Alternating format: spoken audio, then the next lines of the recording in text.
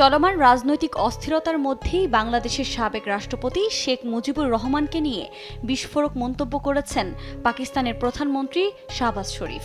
পাকিস্তান বিরোধী আন্দোলনের নেতৃত্ব দেয়া মুজিব অবশেষে তার করুণ পরিণতি ভোগ করেছেন বলে দাবি তার। বুধবার এক সম্মেলনে তিনি ছাত্র জনতার ব্যাপক বিক্ষোভ ও গণ অভ্যুত্থানের মুখে সম্প্রতি শেখ হাসিনার সরকারের পতনের পর শেখ মুজিবুর রহমানের ভাস্কর্য ভেঙে ফেলার কথা উল্লেখ করে একথা বলেন।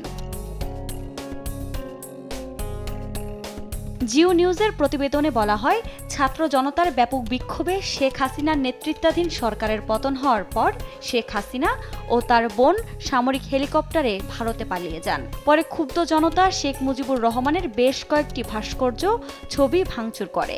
গেল জুলাইয়ে শুরু হওয়া বিক্ষোভে তৎকালীন সরকার ব্যাপক দমনপীড়ন শুরু করে। এতে সহিংসতা সৃষ্টি হয় এবং ৬ শতাধিক মানুষ নিহত এবং আরও হাজার হাজার মানুষ আহত হন। সরকারি চাকরিতে কোটা বাতিলের দাবিতে এই প্রতিবাদ বিক্ষোভ শুরু করেছিলেন আন্দোলনকারীরা।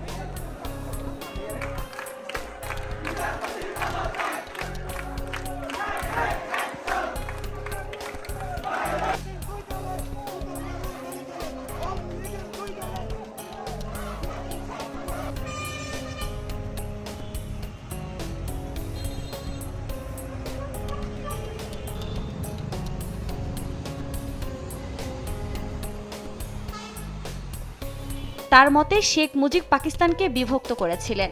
ইসলামাবাদের ন্যাশনাল ইউথ কনভেনশনে দেয়া এই বক্তব্যের বিষয়ে কথা বলতে গিয়ে প্রধানমন্ত্রী শাহবাজ বলেন, সন্ত্রাসবাদের বিরুদ্ধে লড়াইয়ে পাকিস্তান হাজার হাজার জীবন উৎসর্গ করেছে এবং $150 বিলিয়ন অর্থনৈতিক ক্ষতি হয়েছে।